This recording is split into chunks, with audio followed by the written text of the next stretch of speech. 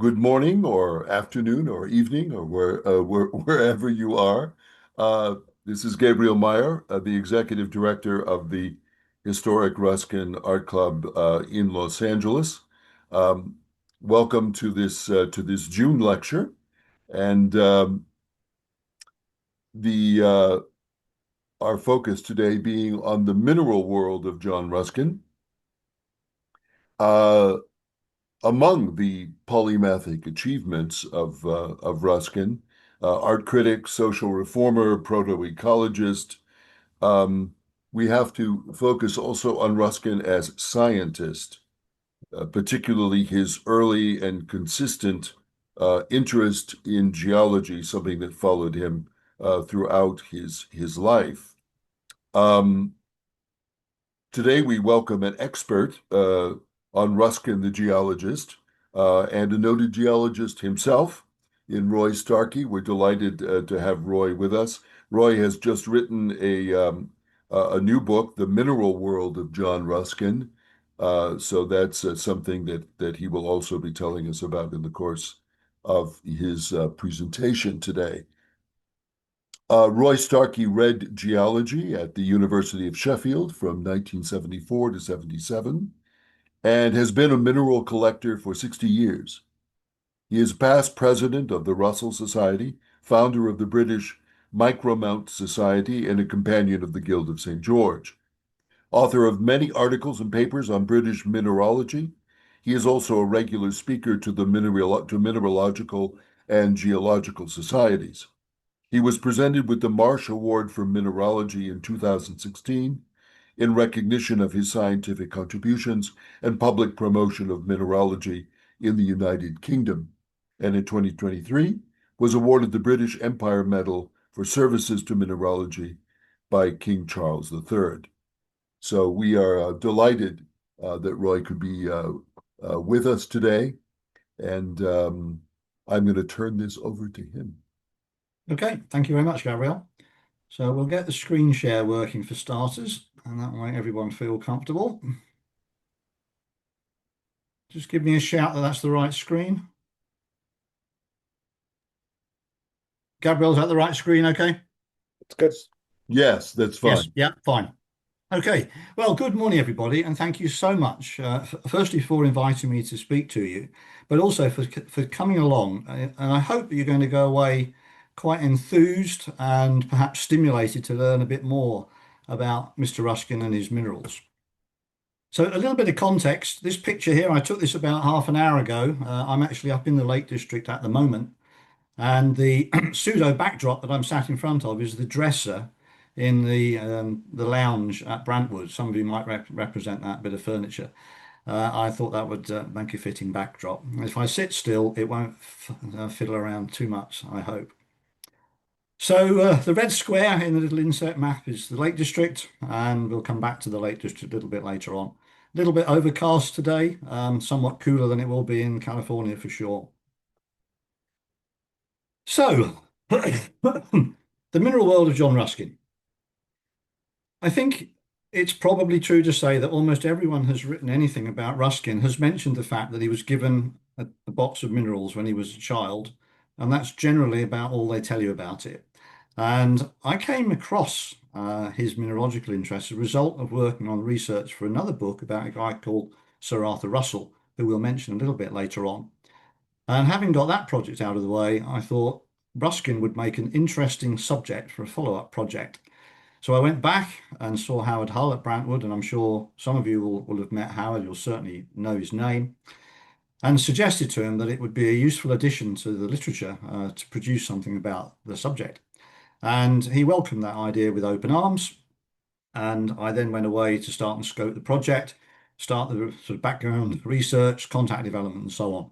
So that's how the book project came into being. It was a result of a chance encounter and a little bit of research on another project. Now, I'm going to go through fairly rapidly a little bit of introduction because I know that this is going to be recorded and it will therefore ultimately be available as a learning resource on your website. So it would seem appropriate to give the uninitiated some idea of who this chap was. So we all know that he was a Victorian polymath. There seemed to be a bewildering number of them, people who could do and understand all manner of different subjects, and not only at a sort of general level of competency, but as experts in many different dimensions. And in our man's case, he's obviously known in the world of art and literature and architecture and so on, but also as a geologist and a botanist. He was quite a serious mountaineer, not a real climber, but he did some fairly lengthy expeditions in the Alps. And we all know that he was a champion of natural beauty and craftsmanship. The Lake District lace industry brings to mind. And of course, the general maker movement, as it's called nowadays, Ruskin would have been very much a fan of that. I was talking to Gabriel earlier about your study at the moment of modern painters. And I have actually looked at every page of modern painters. I don't know how many people have done that. I can't claim to have read every word, but I went through it reasonably thoroughly because I wanted to understand his thinking. Because there's actually a lot of geology and mountain stuff in modern painters. And I thought it was really quite an interesting piece of work. And because of that, you get a sense that Ruskin looked at his mountains and plants and trees and so on very much with the eye of an artist. He was a well-trained and diligent observer, and that comes through in most of his writings about such subjects. But the other thing that comes through when you start looking at his letters and, of course, the complete works and all the context and the footnotes in there, he knew a hell of a lot of people. He was extraordinarily well connected. He knew people like Charles Darwin, for example. He knew, the leading scientists and astronomers and chemists and zoologists of the day. And his time at Oxford, he became very friendly with William Buckland, who's right up there with big figures in the world of earth sciences. And of course, as you will all be aware, his ideas and influence are still very much felt today. Now, some of this, of course, came about because he was a very lucky lad. He was born to a wealthy family. His dad was a sherry merchant. He's been cast as a wine merchant and country manager and all sorts of titles. But essentially, he was the sales director for Domex Sherry. And as a result of that, he was able to carry his business out by traveling around the country. And he would go and visit stately homes, castles, estates, and of course his wholesalers and retailers as well. And from time to time, the young John was taken by his dad, and so he got to see these places. And you can imagine him going to somewhere like Chatsworth House in Derbyshire and meeting the Duke of Devonshire's sort of entourage and so on. And so as a result of that, John had a very wide education, if you like, in the University of Life. Now, the first thing that perhaps starts to change the direction is his admiration and appreciation of Turner. And you'll all be familiar that he was given a copy of Samuel Rogers' Italy as a birthday present, and that contains these illustrations that were commissioned for Turner to paint to illustrate the text. And this was really an epiphany to Ruskin. He later acknowledged it as having determined the main tenor of his life. And so that was a real sort of eureka moment. But beyond all of that and everything that most of you will have read to do with his literature and architecture and stones of Venice and so on, there's a whole different world, and that is the world of Ruskin and minerals. It's a largely hidden passion. It dominated his life, and I think I will be able to demonstrate to you as we go through this that it became his touchstone, really. In times of distress and upheaval and dismay in his life, he would always go back to his minerals. And when we look at mineral specimens, and this is a specimen of native silver, so naturally occurring silver metal on crystals of quartz, which is silica, he was interested in the shape of it, the form of it, the associations, and there are many other examples in the mineral world where bright colors and interesting textures and fabrics would draw the eye of someone who appreciated art and sort of visual aspects of life. And what you can see when you start to study, if you go back through the complete works or his letters and so on, quite often he would be writing to someone about something completely different. And he would just mention, I have been at Minerals again, or I was at Minerals this morning, or something like that, expecting his recipient to be receptive, that that was an interesting thing or a valid activity for him to be doing. So that's quite an interesting observation. Now, some of the reason for this can be traced back to his early time in the Lake District. And again, probably maybe someone has analysed this, but I would think one of the most common quotes that you will see about Ruskin is this little episode where he's on Friar's Crag, which is this little promontory with the trees on Derwentwater, and he talks about the intense joy mingled with awe that he had looking down into the dark tree roots and the mosses, and that had coloured his life for the rest of his days. But of course, it was not only Derwentwater and Friar's Crag, the whole of the Lake District enthralled him. And just in case you're not familiar with the geography of the UK, the little red square is the Lake District, and the map shows you that blown up to a slightly larger scale. And that's where I'm talking to you this morning from. And in the centre of the map, you can see Keswick, and then running down from that, various lakes. And the little red triangle that says Brantwood is where his home was for the last 20 odd years of his life. And so he became intimately involved with the community and with the landscape from an early age. And once he settled at Coniston, he really became very much more centrally focused on the area. And one of the things that he started to look at, both in the Lake District and when he had the opportunity again traveling with his parents in the Alps, was how these mountains got here, how glaciers worked, how rivers worked. And so he was really interested in pursuing geology and earth science, and particularly mineralogy. So you can think of mineralogy as a subset of geology. And so he would look up at these mountains and he would see beds incline or folds or faults and structures. And the young Ruskin wanted to understand this. He wanted to know why.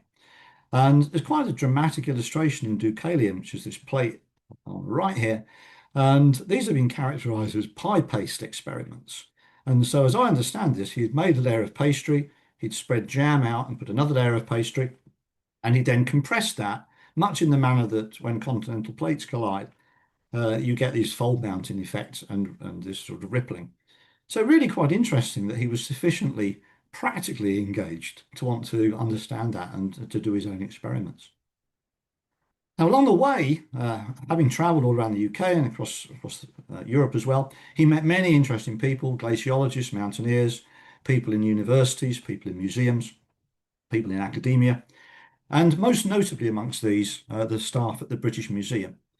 And I should explain, for the benefit of the people outside of the UK, that what we now call the British Museum is very much to do with sort of art and culture, but at that time it also included natural history. And then it was decided to build a new museum, the one we now have at South Kensington, which is now called the Natural History Museum. And between it being the British Museum and the Natural History Museum, it was known as the British Museum Natural History. And he became very friendly with some of the senior people in the world of mineralogy there. Excuse me, the fact that we have this coloured frontispiece in Deucalion is interesting. And the specimen on the right is the actual piece of rock which was drawn and painted to provide that coloured plate at the beginning of Deucalion. And again, what an interesting thing that he thought this was a worthwhile idea. And I think you could say that the likeness on the left is certainly good enough to recognise the original on the right. Now, moving to the Lake District a bit more sort of centrally, one of his most famous mountains is the one in the distance with the cloud just catching the summit, and this is Skiddaw, just behind Keswick. And he made several ascents of this, most notably when he was a young lad, and then later he took F.E. Gray back up again. And this was somewhere that he really held in very high esteem. But moving from the Lake District to the greater summits of the Alps, it's interesting to think about what was involved. So you have to cast your mind back to the mid 1800s, 1840, 1850, 1860, and think about what was involved in traveling from London to the Alps of Switzerland and France. It was 560 miles. It was a multi-day expedition. I still find it difficult to understand how you would actually organize a trip like that, even with the money and the resources that his father obviously had. And then he made that trip himself many times on his own. He visited the Alps about 20 times during the course of his life and stayed there for months on end, observing, studying, writing. and really enjoying just being immersed in that landscape. And one of the places that was particularly at the sort of at the heart of Ruskin's affection was Chamonix. And this is the Chamonix Valley. I'm guessing that some of you may have been there. If not, I would recommend adding it to your bucket list. If the weather's like this, it's a really superb place to go. It's obviously a ski resort in the winter. And in the far distance there, the big white snowy mountain is Mont Blanc. And to the left, we have the aiguille, or the needles, which he sketched and drew so effectively. And while he was out there, he started to get interested in mountains and glaciers. And so the picture at the lower right is his famous daguerreotype. So a very early form of photography, but you only got one version. You couldn't make prints of it because there was no negative. And the picture on the left was taken by me in 2024 from essentially the same viewpoint. And you can see that the ice has essentially disappeared. And I don't think my pointer will work on here. Are you seeing a pointer? No, I don't think it works on Zoom. You can see at the base of the vegetation on the left-hand wall there, that's where the ice was in Ruskin's time. And so it has retreated enormously in that passage of time, most notably about 400 meters in the last 20 years. So he was, amongst other things, he was starting to observe the effects of climate change. And obviously there's a whole world and lobby of people involved in the pros and cons of that argument.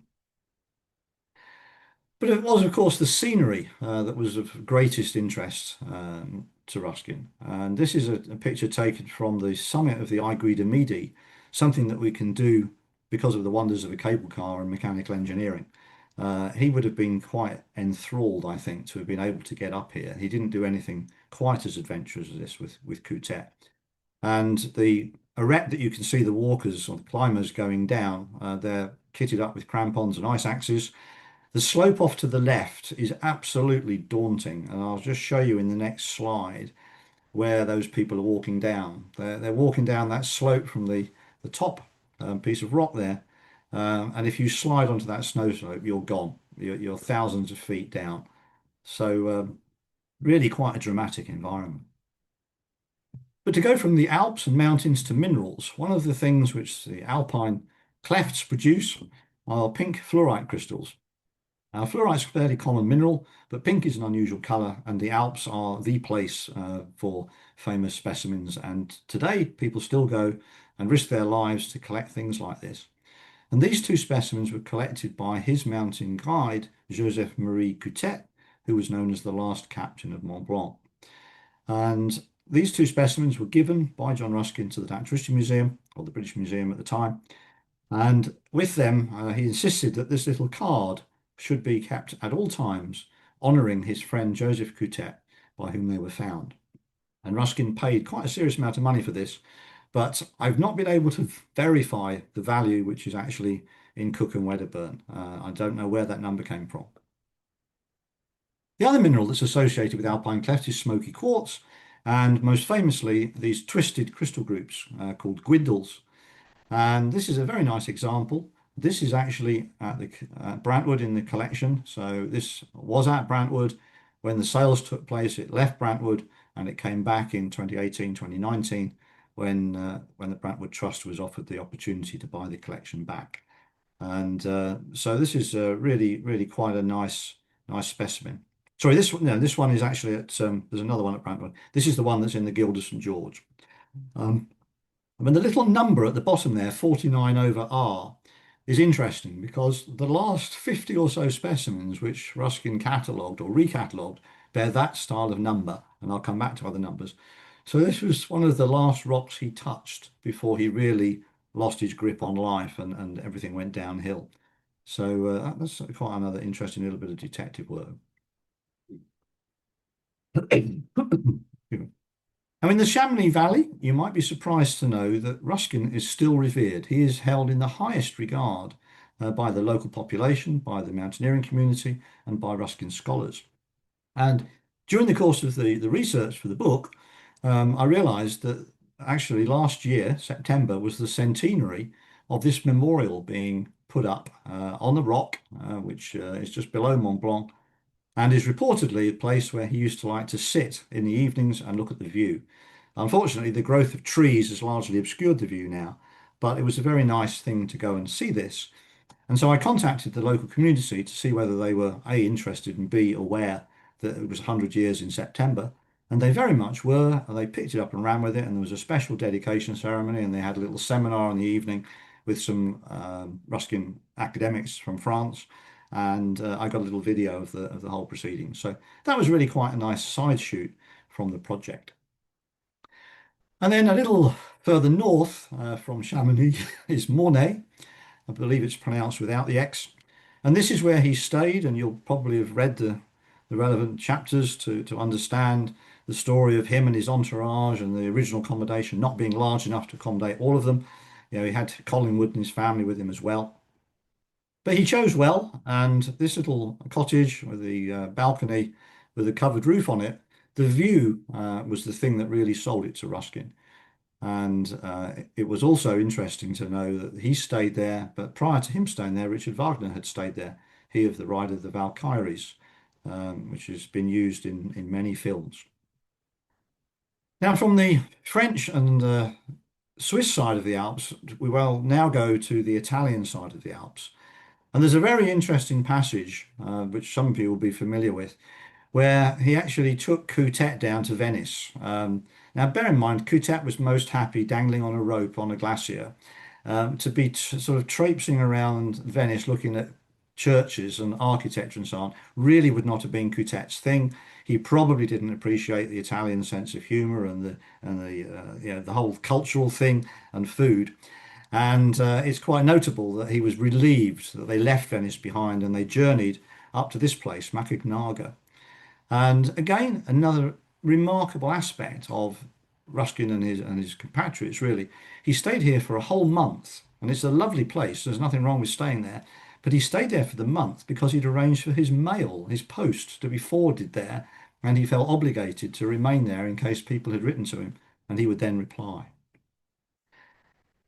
Of course, all good things come to an end, and this is the famous headstone in St Andrew's Church yard in Coniston, engraved in local slate and designed by Collingwood.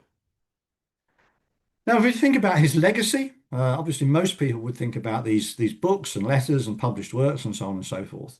But we also have the mineralogical legacy.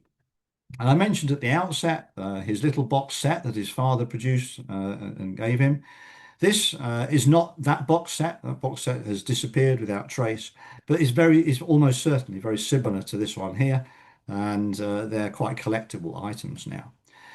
And from that early beginning, we start to see the growth of his passion and his interest and his links with people in the world of mineralogy and the British Museum. Perhaps most importantly, this guy on the right, Lazarus Fletcher, who was the keeper of mineralogy.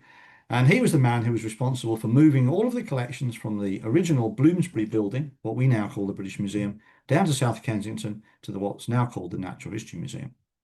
And I was quite astonished when I started digging into this to find that Ruskin had given, exchanged, and sold specimens to the National Collection. I would never have thought of that before I'd started. And just to give you a couple of examples, this is a very fine specimen. It's about 8 inches across of rutile in quartz from the Swiss Alps. Yeah, a very fine specimen, quite a valuable item. These three specimens are all on display in various parts of the museum. They don't have anything that says they come from Ruskin, but obviously the records confirm that that's the case. It's not generally the practice in the Natural History Museum to record the name of donors, and so you have to actually go into the records to see that. And here's another couple, the native, excuse me, the native copper on the right is about a metre tall, and that has recently gone on display, partly as a result of my researches and digging around. And that comes from Michigan. And again, an astonishingly good specimen. And given that this was donated in 1865, it's quite an old thing. And you wonder, how did that get from the States to Ruskin for his collection? Now, one of the things that really comes out when you start digging into his mineralogical interest is that he wasn't really much of a field collector. He didn't go out extensively to collect things to put in his collection. Yes, he did pick up stones and rocks in the Alps, but that was more from a geological point of view. Most of his mineral collection, his fine minerals, came from mineral dealers.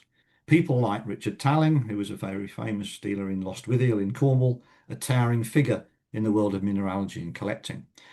And Ruskin particularly liked chalcedony. So this is a form of quartz. It's cryptocrystalline, so you don't really see the crystal structure, and it forms all manner of interesting convoluted shapes and colors. And like all collectors, I'm sure some of you collect art or books or whatever. Once the dealer knows what you like, he will do everything to pander to your needs and desires. And so it was here with Richard Talling, and all of this was done by mail. So he was down in Cornwall. Ruskin, by this time, was largely up in the Lake District or in Oxford. And so a crate of specimens would be shipped up on approval. Ruskin would go through them at his leisure. He would discard perhaps 30% or half of them and send them back. And then he would send a check for the ones he liked. He grumbled relentlessly about the quality of specimens, about damage in transit, all manner of things. But he always signed off with something conciliatory. The fluorite was wonderful, or please send more chalcotrichites or something. So he came across in his letters, and I loved reading his letters, as a cantankerous, really awkward individual.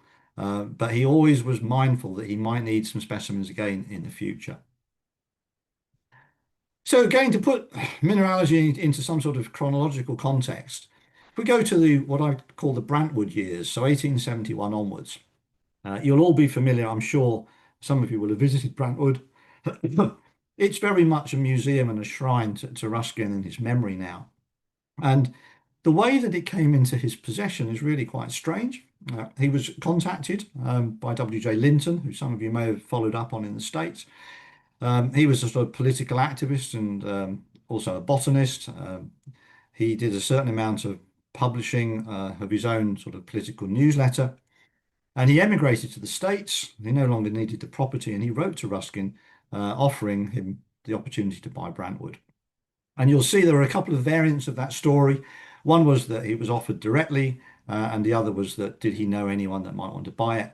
I think it was the former that is the more accurate record. And to my delight, I found the original letters about this in the Beinecker Library at Yale, and I've not seen any other reference to the fact that they're there. So that was really quite a nice little happenstance. But this is Brantwood, and on the right is the nature of the estate. And when he bought it, it was quite modest. He thought he'd bought 15 acres. When he reassessed it, he thought he got about 25. And between him and the Sevens, they added all the stuff around the periphery. And at its peak, it was about 500 acres. And it's now back. The red line is the boundary as it stands, which is broadly what it was in the 1950s. At the centre of life at Brantwood is the study. And I think, I've been very fortunate to spend quite a lot of time working in there, photographing stuff, researching material. But it absolutely exudes Ruskin. And this photo here shows at the far end three cabinets. And these are the original mineral cabinets, which were essentially lost when the sales went through in the 1930s. And they were repatriated as part of the exercise of acquiring the mineral collection. But I need to explain to you how that came about, and it's a really interesting story. So, despite Ruskin's specific wish and instructions that the Sevens should keep, the entity that was Brantwood as a museum and allow the public to come and see it, they set about essentially having a fire sale, and they very quickly got rid of the Turner paintings, they got rid of the medieval missals, and all the various sort of high value items. And by 1920, they were starting presumably to get down to the less expensive, less desirable items. And I can only assume that the Sevens contacted the British Museum and asked them would they come or send someone and have a look at the mineral collection.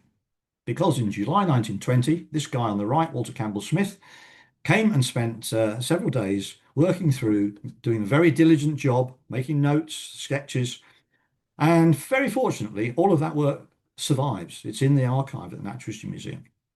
And I will show you a picture of his notes in a second. But most significantly, Campbell Smith was a close friend of the guy I mentioned earlier, Sir Arthur Russell. And I'm making the connection that as a result of Campbell Smith going, Russell went later. So this is the manuscript notes. You can see at the top it says contents of the Ruskin collection at Brantwood. And Campbell Smith spent, I think, 3 or 4 days going through all of the drawers, looking through the catalogues, making detailed annotated notes. He wasn't there to provide a value, but he was really assessing it to say, is this actually of any note? And the answer clearly is yes. So I've just taken typed a bit here to give you some sort of idea of what those scribble notes mention. And the bit inside that red line, 3 drawers. The first one, 21 specimens of native gold, mostly labelled. Further 20 specimens of native gold, including 4 nuggets of about 8 ounces each. Okay, gold is currently about £3,300 an ounce. So that would be £26,000 a nugget and more in dollars. So, excuse me, there are grounds to think that there was some significant financial value present at that time. And also the fine leafy gold, I think I can identify that specimen. So move on another couple of years and enter Sir Arthur Russell. Now, as far as I can ascertain, Russell visited Brantwood twice. He visited in 1922, and then the following year, later in the following year, he wrote to Joan Severn and he said, I'd really like to come back to Brantwood and make a detailed assessment of the collection with a view to buying some of it. And her letter is the one that I've transcribed on the right there. You can just skim that. But what a welcoming message. Yes, do please come. I'll have the housekeeper warm the bed up for you, have a fire in the study. And of course, you can come and just leave everything tidy when you've gone. And by the way, when you get to the station, we'll arrange to pick you up and take you to Brantwood. Well, he didn't need a second invitation. He wrote on the top of that letter, leave on Saturday 17th at St Pancras. This is a London station at 9:50. Arrive Coniston at 6:20. And then he essentially replicated exactly what Campbell Smith had done. He went through all the drawers. He made 25 pages of notes. And the difference being that Russell was looking this as a shopping list. And he made notes to say, I will offer this much for that drawer and this much for that drawer. And you can see here, some of the idea of what he wrote down. Say, drawer 42, native silver, 29 smaller specimens, £3, mostly from Kongsberg, which is in Norway, several nice, but nothing special. And then drawer 52, chalcotrichite, that's the red mineral I showed you, 11 specimens and 1 cuprite. Tallying number 765, very specially fine. He thought that might be worth £3, and 10 others at 5 shillings to 20 shillings each. So he spent a lot of time assessing this. And then finally, he produced a little summary sheet, which you can see has been done on Brantwood embossed paper. You can see Brantwood written back to front there. And he then went in with his offer, which is 240 something pounds. And presumably the deal was accepted by Mrs. Severn because they weren't interested. So what was it that Mr. Russell wanted to acquire? Well, Sir Arthur Russell only collected British minerals. He was very focused on that. But he was always looking for an opportunity to make some money when he was acquiring a specimen collection that he could then invest into buying more British minerals. So from time to time, he would buy overseas material as well. And here are 3 very fine examples of things that he purchased from Mrs. Severn. So a beryl on the left, a rather nice red ruby crystal, and an extraordinarily flattened diamond. These are really, really fine specimens. And I mentioned the leaf gold.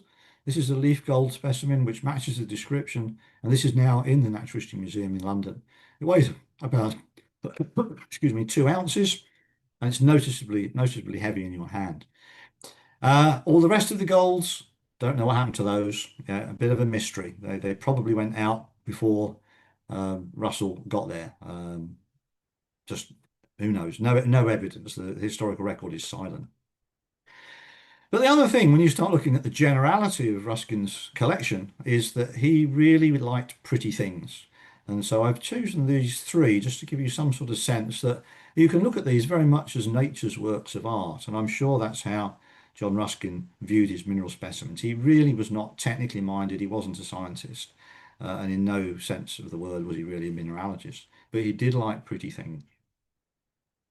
And so if we go to the Natural History Museum today, this is the Mineral Gallery, and as I mentioned earlier, I was really surprised to find out how many specimens there are in the collection at the Natural History Museum that came either directly from John Ruskin or were acquired by Sir Arthur Russell and then bequeathed by Sir Arthur Russell. And visually, the next slide just gives you some sort of sense of the sorts of things.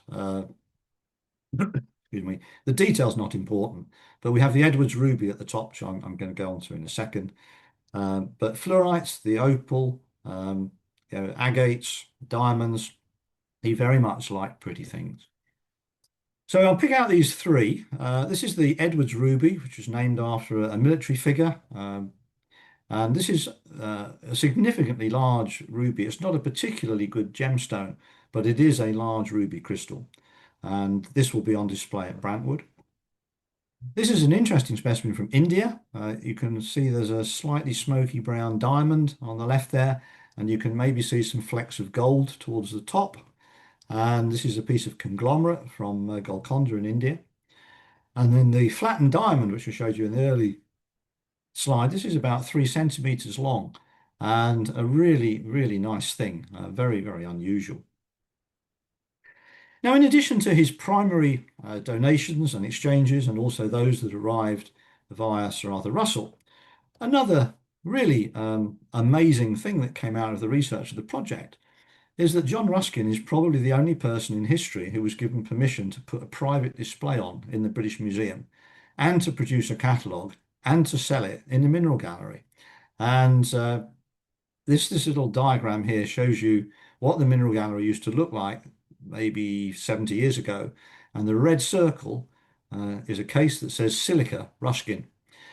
And this came about because when his friend Fletcher started to lay out the new Mineral Gallery, Ruskin was dissatisfied, well, dismayed, I think, with what was going to happen to silica.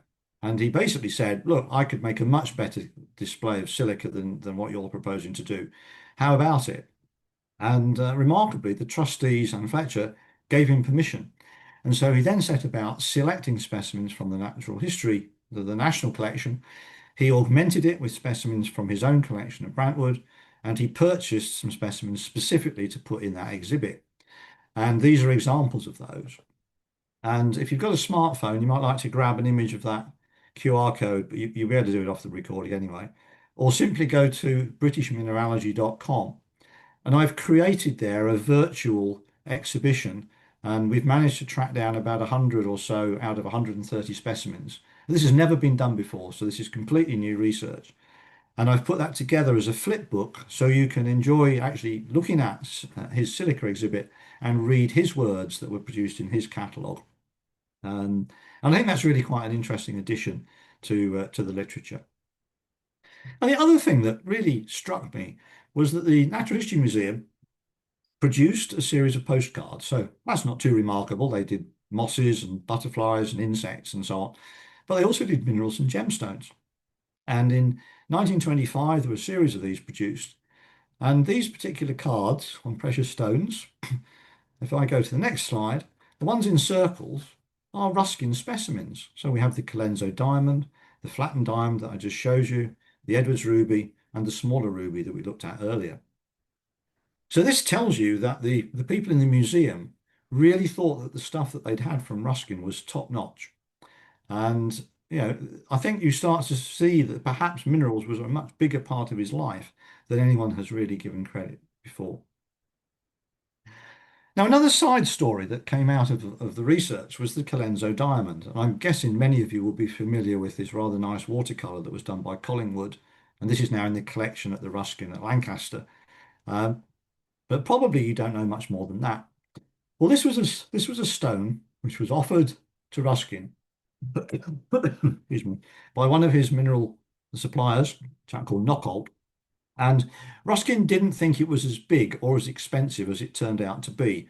And I forget the order of magnitude of the error, but I think it might be a factor of 10. And he thought this thing was, well, I really like it, but it's a terrible price. Anyway, he did eventually decide to buy it. And having purchased it, he thought he would put it on display at the Natural History Museum. And so again, this required the approval of the trustees and Fletcher. And it was then put on display for a period of time, after which he decided generously that he was going to give it to the nation. And at the time, this was by far the largest diamond crystal in the collection of the Natural History Museum. And it stayed there on display from 1887 until 1965 when it was stolen. And the story behind that, we really don't have time to go into this morning, but it is a really interesting story. And suffice it to say that it was a proper burglary. A man climbed up a drain pipe. He sawed through the iron bars with a hacksaw. He broke the window, went into the mineral gallery, smashed the display case, and apparently exited via the same route. And the stone was never recovered. But a man was caught and prosecuted, and it's now widely thought that this was a miscarriage of justice. And I'll leave it there. But if you're interested, you'll be able to read more about that if you're interested in getting a copy of the book. But it was a big deal. It had a lot of press coverage, and it's something that I've not seen reported anywhere at all.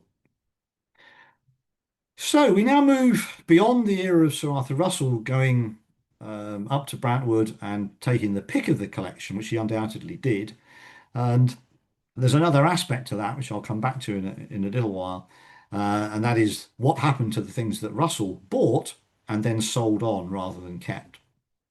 But we're now going to go to the fire sale or the garage sale that Gabrielle mentioned. And this was a really sorry episode. So by 1931, Joan Seven has died, Arthur Seven has died, Brantwood is falling into a poor state of repair. The trustees and the inheritors really want it off their hands. And so it's decided to empty the property and sell it. And this is the catalogue for the final disposal of what was left. It was meant to be a 3-day sale. It's widely reported to have been a shambles. They moved most of the stuff out of the house into the grounds. The Lake District is noted for being wet at times. It rained. Things got damaged.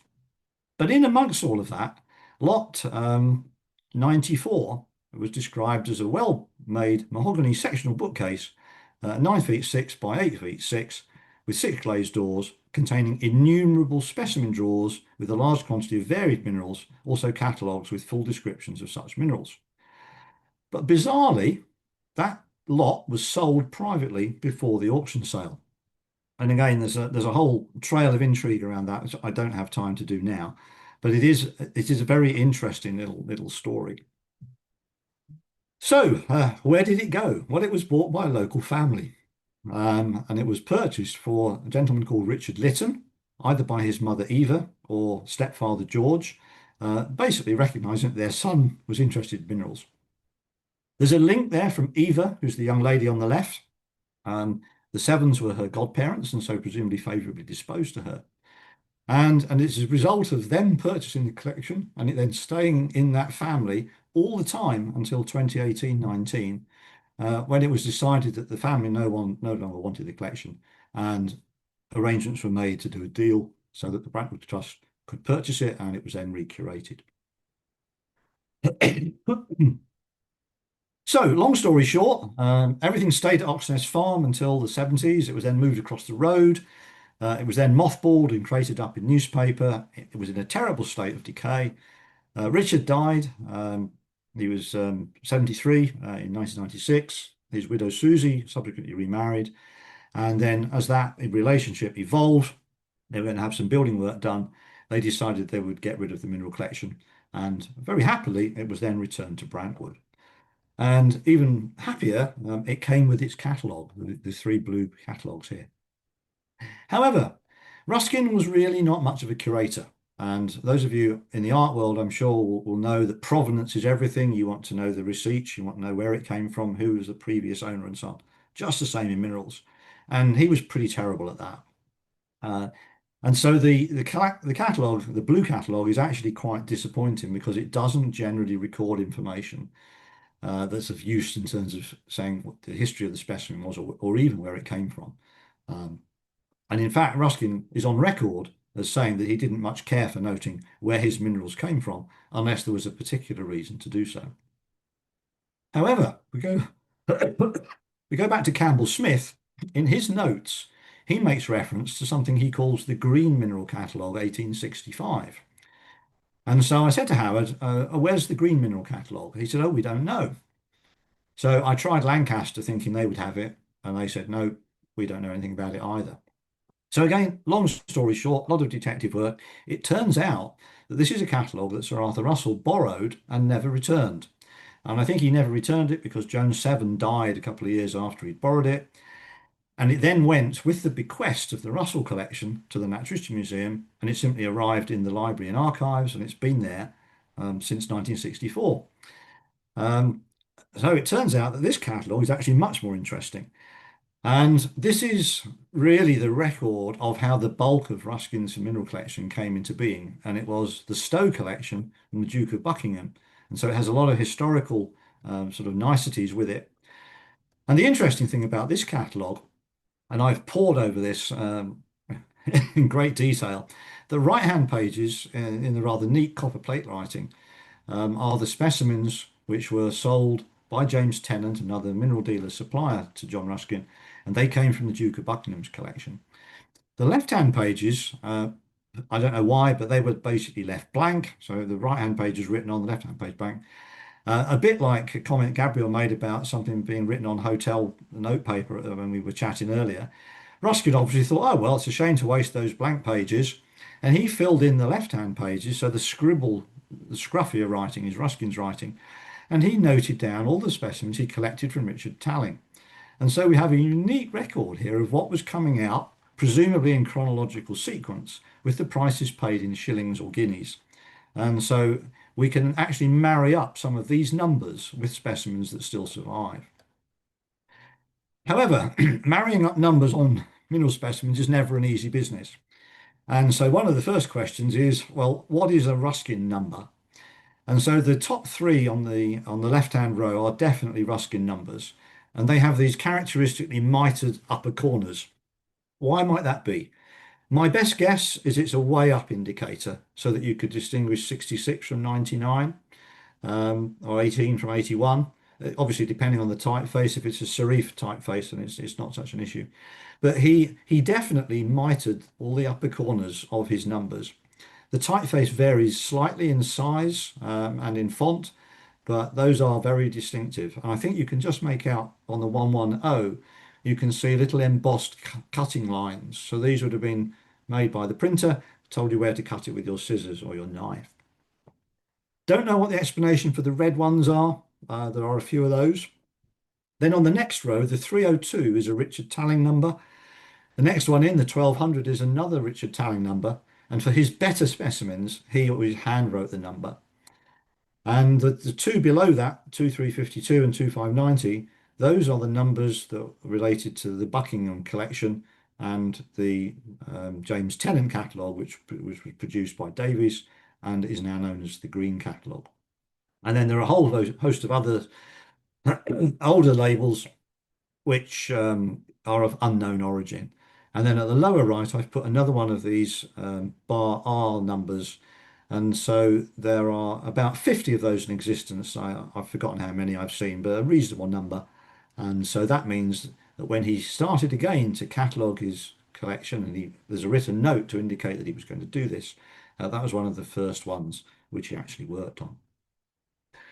So what does the collection look like today? These are the three cabinets. As part of the deal to purchase the collection, the cabinets were refurbished by a furniture restorer. The collection was cleaned and tidied up and relabeled by Crystal Classics, a mineral dealership in Somerset in the UK.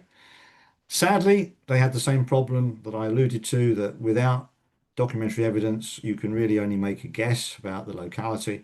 And so many of them, although we can say, yes, it's malachite, or yes, it's galena, or yes, it's quartz, it's only possible generally to say possibly from Northern England or possibly from Cornwall or wherever. And on the right there, I've put a sort of a mock-up of what I think the drawers would have looked like in Ruskin's day. He very much liked his specimens to be on velvet. And again, there's some nice correspondence to Joan 7. And he says to her, don't cut it too mincingly. The last batch were a little small, you know. So she was obviously trying to be thrifty in cutting up the velvet. And he was not satisfied. They were not big enough to line the drawers. So just visually to give you some sort of idea of what it was that attracted Ruskin to minerals. So here's a quite a mixed bag. At the top left here, this is a specimen of hematite and smoky quartz from the Alps. Middle specimen there, quartz, don't know where that's from. The malachite in the top right is a Duke of Buckingham collection specimen. That's from Australia, from Burra Burra. And then the lower row, we have an amethyst and an agate. Don't know where that's from. The middle one, that is almost certainly from Northern England, from Weardale. And the one on the right, I think is from Central Europe. So the collection returned to Brantwood in 2019, just in time for the bicentenary of Ruskin's birth in 1819. And a new display area was established in an outbuilding, and that's now known as the Treasury. And it has proved very popular. And so my entrance onto the scene to sort of do a bit of research on this proved to be very timely. And I mentioned at the beginning that there was a special exhibition at Brantwood, and I will just say a little bit about that right at the end. Now, earlier on, I mentioned that Ruskin wasn't much of a field collector in terms of mineral specimens, and he was therefore dependent on the dealers of the day going and finding things that were of interest to him and offering them to him, and he wouldn't necessarily buy everything. And so we've looked at Richard Talling, and sadly, no photograph exists of Richard Talling. I could show you a picture of his headstone, but that's really not going to help. So here we have three of the other major players. And in the middle, James Tennant, who was the man that bought the Duke of Buckingham's collection. He hawked it around, having high graded the good stuff out of it, and eventually managed to convince Ruskin to buy it. And that really elevated Ruskin's collection in a single stroke. Bryce Wright on the right. There were two Bryce Wrights, a father and son. This is Bryce Wright Jr. And he was responsible for selling quite a number of really top-end specimens at very top-end prices. And then on the left, Francis Henry Butler, a very well-respected dealer of London. He was the executor to Richard Talling, and when Richard Talling died, he actually committed suicide. Butler took over his business and became a mineral dealer in his own right. And correspondence exists very much to do with Francis Henry Butler and Talling. And I've done a lot of transcription and published quite a lot of those letters as part of the project. Now, one of the things that comes out of digging into the correspondence is a sense of the relationship which Ruskin developed with his suppliers. And so this is a typical Richard Talling invoice. You can see the numbers on the left there, 1670 running down to 1681. Talling numbered each of his specimens individually, and that number would have been attached to the specimen. He didn't provide labels. You needed to keep the invoice with it. And on some of these invoices, I've seen about half a dozen, Ruskin has added crosses or zeros, and it's unclear which meant keep and which meant return. But you get the sense that it was certainly not a done deal when a shipment arrived. He was quite happy to send a good chunk of it back. Now, on the left there, you won't be able to read the detail, I don't think, but that's not really important. I just want to give you a sense of the style of the letter. And so he says, "Dear Mr. Talling, I'm very glad to hear of your new coppers, and I thought nothing could beat the last one sent, but he was always looking to upgrade." But lower down in the letter, you can see there's a little sketch, and he's drawn three cubes. He's shown they've got truncated corners, and there are other crystals growing on the top. And he's asking Talling to explain what it is that he's seeing. And he did the same thing with Butler. And so Talling and Butler, to a lesser extent, were used as technical consultants. And the detailed correspondence really gives quite a lot of scope for some more research. Excuse me, something I might go back to at some point. And here's another one of Talling's rather fine invoices. And you can see here we're talking about serious sums of money. A pound was a lot of money back in 1871, the date of the invoice. So quite a serious collector. But of course, he inherited about 19 million pounds from his dad in terms of present day money. So he really had the funds to pursue this interest. So where are they now? This was a bit of fun created with ChatGPT. I just said I want a picture of John Ruskin lost in the mist of time looking for crystals, and so that's what it generated for me.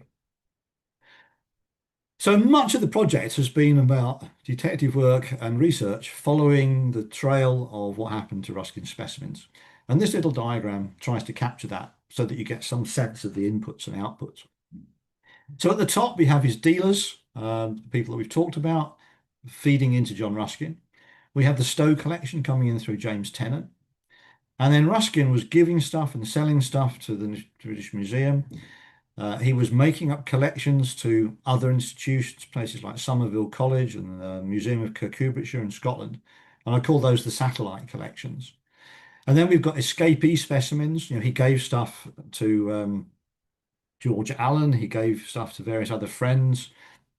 Um, his collection was then looked at and partly purchased by Sir Arthur Russell. Some of those went to the British Museum directly. Some were then bequeathed by Sir Arthur Russell when he died in 1964. We have the collection that was put together for the St George's Museum in Sheffield. We have the relics of the collection that's now back at Brantwood, about 2,000 specimens, 2,000 specimens in Sheffield. We know that he gave specimens to Collingwood. Collingwood gave specimens to what is now the Ruskin Museum in Coniston. His collection was also partly acquired by George Allen, his publisher, and George Allen's collection was acquired by the Oxford University Museum of Natural History. So I've followed all of those trails as far as I can and managed to piece together. And so in round terms, Ruskin had about 5,000 specimens pass through his hands, and very likely more than that. So briefly, we'll just have a look at a couple of these other collections. So this is the Guild of St George Museum. Some of you, I'm sure, will be familiar with Marcus Waite's little website that's got some pictures of the cottage. It started off life, and we have the little cottage up in Walkley. So this was up above the smog. We have Stuart Eagle's book recently published about the couple who became the curators there, the Swans. Really interesting read if you've not seen that. And then once that museum outgrew the little cottage at Walkley, it moved on to Mearsbrook Park, and it was there run under the council guise. It then folded and the stuff went into store. And this is a picture of what the mineral room looked like. But the detail of how that collection came to be and how it's put together is really interesting, and a lot of detail was available for me to try and tell that story in the book. And it's clear that Ruskin liked big specimens, he liked striking colours, he was very interested in things that would be perceived to be of great beauty or great value. He particularly liked diamonds. The largest crystal here is about 7 millimeters. These are all in the Guild of St George collection. Topaz crystal, this gets quite a detailed mention as being something of great sort of note. And there's a little side story, and I'm pretty sure this is the right piece. You can see that it's fractured transversely. And the story is that he was in a shop looking at this crystal, and the lady who was showing it to him dropped it, and it broke into 4 pieces. And Ruskin, being a good chap, stepped forward and said he would buy it at the full price that she was proposing to charge him. And that's reported in an account of the British Association when it visited the collection in Sheffield. There are some really striking specimens, and the big specimen at the bottom, the topaz on smoky quartz, that will be coming up to Brantwood for the exhibition as well. And we looked at that Gwindle earlier on. And then if we come to Coniston and go to the other side of the lake from Brantwood, this is the little museum, the Ruskin Museum, which started out as the Mechanics Institute. And they had some funding to redisplay the collection about 20 years ago. It's a really nice little display, and there's a certain amount of material on reserve behind the scenes, and I've spent some time recurating that a couple of winters ago. So that's also quite a nice thing to go and see.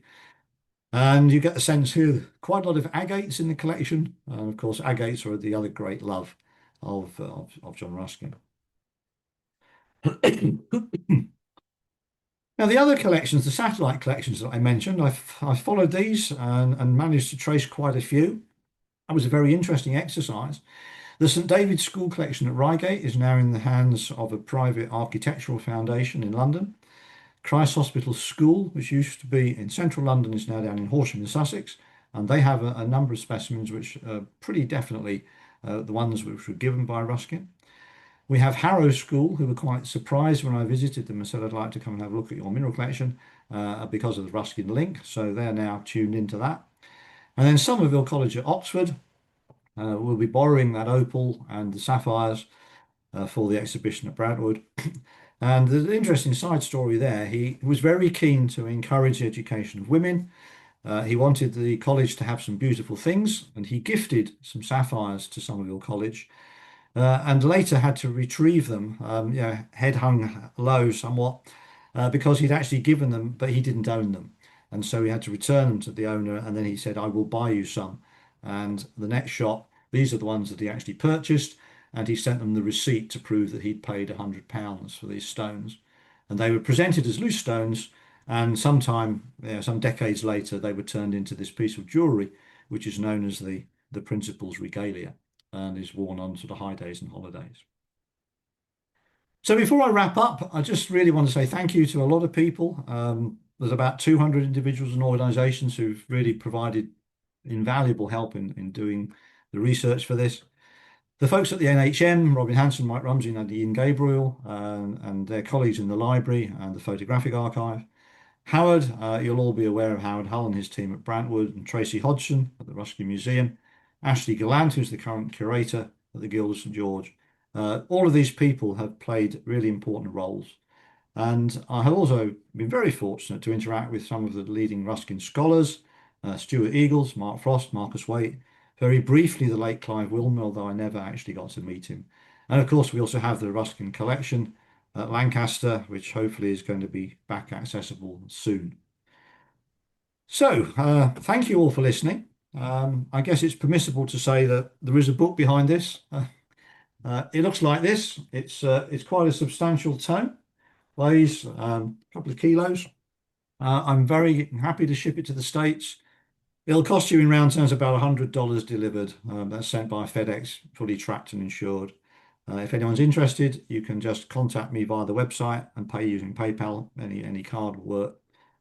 And finally, if anyone's coming over to the UK or you know anyone who's interested in Ruskin that's coming to the UK, do mention the exhibition. It opens on the 3rd of July.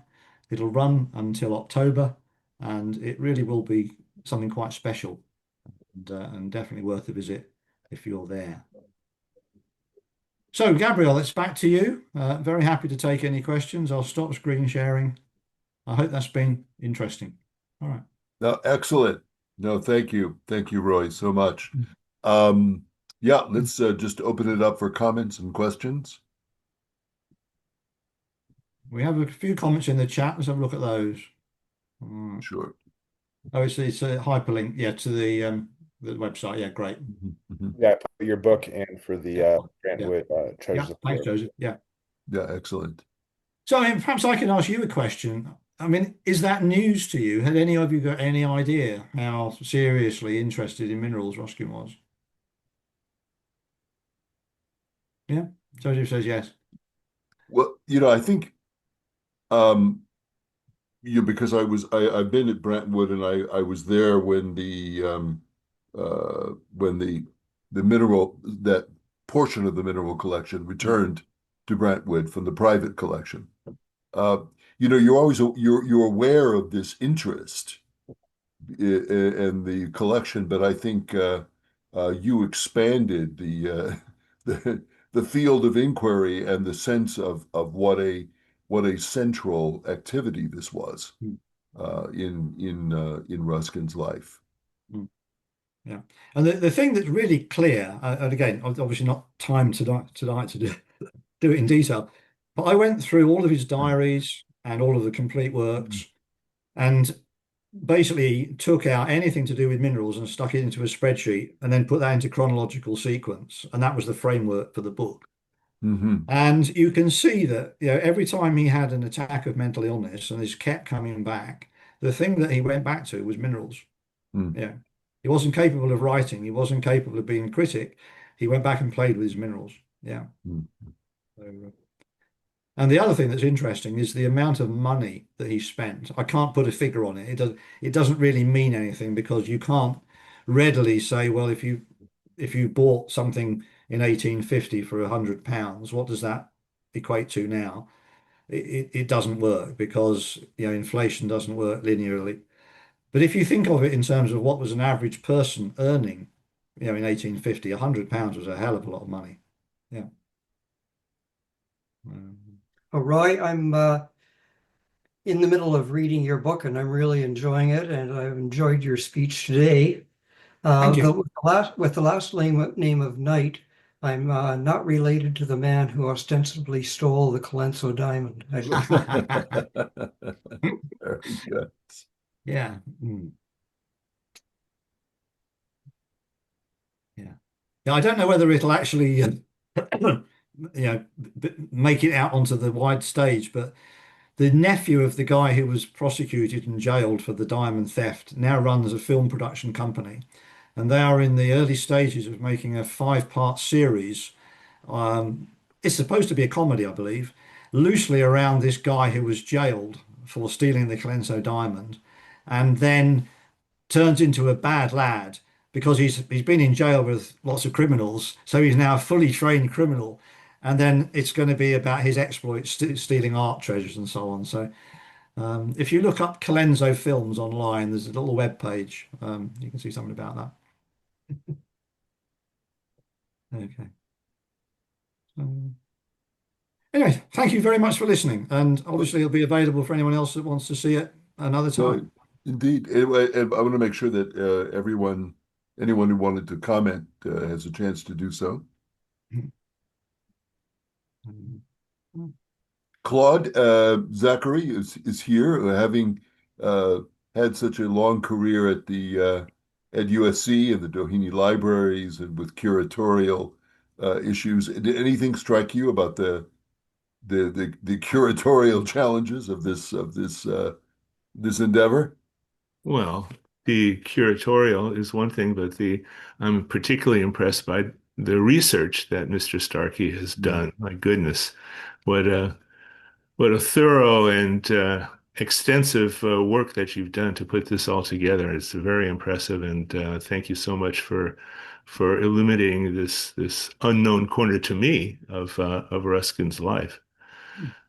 Oh, thank you. I hope that it will get some exposure to the Ruskinian community Mm, because it very much has been ignored. Yeah. yeah, yeah. Yeah. Yeah, yeah. Impressive, but you know, I'm an archivist, so beyond my scope to deal with curating a mineral collection, but it's quite impressive the work that's been done. Yeah, I was saying to Gabrielle at the beginning, it's remarkable how many letters survive Mhm. from Ruskin to the people in the mineral world. And those have been a treasure trove. Pierpont Morgan Library was the one I was trying to think of, Gabrielle. Mm. There's a whole series Yes. of letters to Butler, and you can just see the mood changing and the relationship, building over time. Yeah. Hmm. That's wonderful. Mm. The two things strike me. One is that the comment that Ruskin, of course, makes in Modern Painters that uh, to understand a boulder is to understand the mountain. Mm. To Yeah. understand the architecture of the boulder is to understand the larger architecture. So you can see also a way in which minerals were also a way of Ruskin understanding the processes of nature, not Yeah. only the beauty of it, but Yeah. the process, which is obviously such an issue with him Mm. about natural process and natural pattern. Mm. Yeah. The other thing was just to comment on your discovery of this mineralogical correspondence. One of the great things about all of the various collections of Ruskin's correspondence that we have discovered, and some that we are waiting to discover, is they always reveal a whole different aspect to Ruskin. Like Mm. to read the letters that he wrote to Susie Beaver, for Mm. example, his neighbor in Coniston, um, that are in the Huntington Library. Is have a whole world open. It's not Mm. just a bunch of letters. It's a relationship and the way he engaged with her and the particular characteristics of their exchanges. And it always strikes me that all the discrete collections of Ruskin's letters to various people always have this quality of opening up another Yeah. another aspect of Ruskin's character. Yeah. He must have spent an incredible amount of time writing letters. Yeah, there's quite a nice description by Collingwood, I think it is, talking about, the typical morning at Brantwood. The postboy arrives with the post bag, stuff has to be read, written to, parcels have to be posted, and so on and so forth. But I think it was something like 30 letters a day he was doing. Now, sometimes they're only 5 lines, but even so, it's quite an undertaking. Yeah. I loved your comment, Roy, about the informal, shall we say, Mm. character of a great deal of that of the Mm. rhetoric of that correspondence. Yeah. It's a far cry from the developed prose of the books. We had Yes. this kind of shorthand Yeah. and ungrammatical and poorly punctuated and so forth. He just dashed off in a way. Yeah. Yeah. Very much so. Yeah. Mhm. Anyone Oh, else? fine. All right. Well, thank you very much. Well, very, very good. Roy, again, we just thank you so much for your presentation today, the for the book as well, and success with that, and hopefully this, as you say, engages the attention of some Ruskin scholars. The depth of this research engages other Ruskin scholars in the importance of this theme, really, in Yes, I hope so. Ruskin's work. Um, Let me just talk a little bit about upcoming activities. In July 18th, 10 a.m., same time, same station. July 18th, we will have a panel on a relatively new book called Ruskin at 200.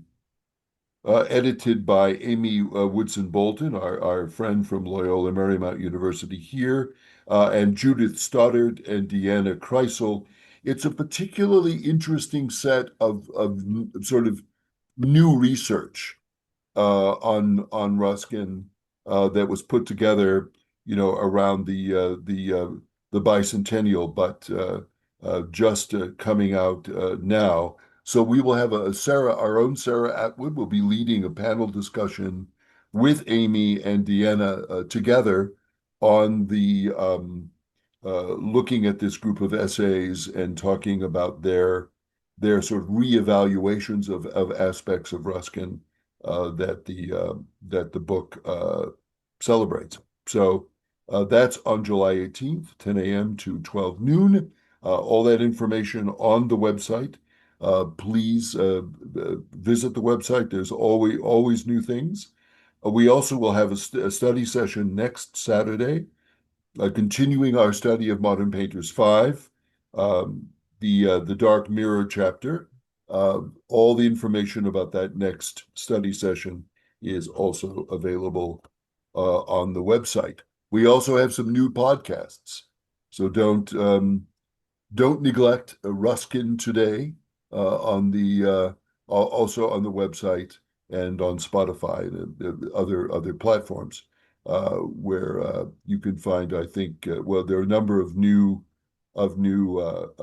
podcasts and more to come. So thank you all for this delightful Saturday morning, Saturday evening, Saturday early afternoon, wherever you might be. And Okay. Roy, again, thank you so much, but both for the this remarkable effort that you've done and for being with us today.